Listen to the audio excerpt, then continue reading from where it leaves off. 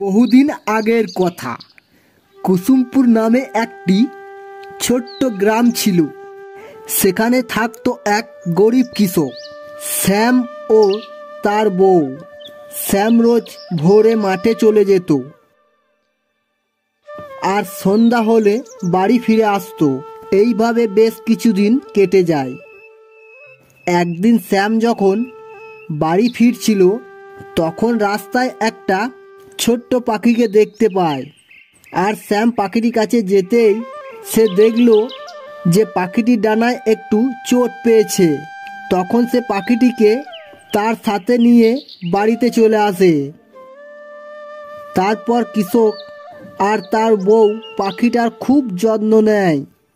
কয়েকদিনের মধ্যে পাখিটা সুস্থ হয়ে ওঠে আর তাদের কাছে থাকতে শুরু করে।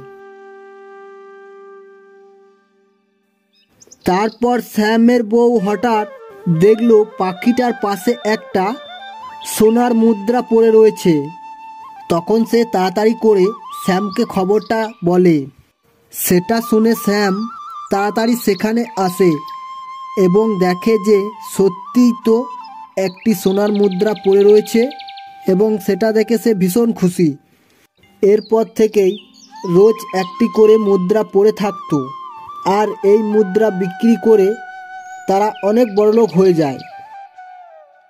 হঠাৎ করে বড়লোক হওয়ার জন্য তাদের মনে লোভ জন্মায় আর তারা দুজনেই সিদ্ধান্ত নেয় যে পাখিটা যদি রোজ একটি করে মুদ্রা দেয় তাহলে তার পেটে কত মুদ্রা আছে এই বলে তারা পাখিটিকে মেরে ফেলে।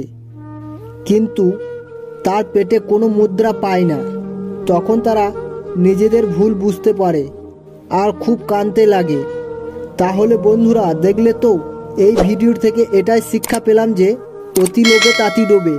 তাই যেটা পেয়েছো সেটা নিয়ে খুশি থাকো।